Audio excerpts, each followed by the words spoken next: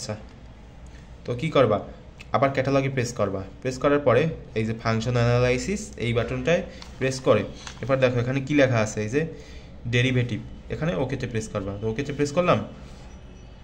এখন আমাদের হচ্ছে কি করতে হবে, এই যে এটা ইনপুট করতে হবে, x cube minus 2x square plus 2 x cube plus আছে তোমার মাইনাস আছে তোমার 2x square 2x square plus আছে তোমার 2।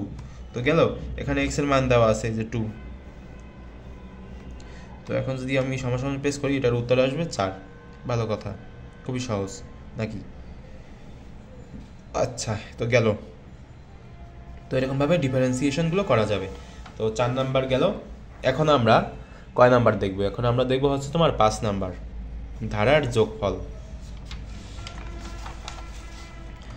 এই যে 5 নাম্বার ধারার যোগফল।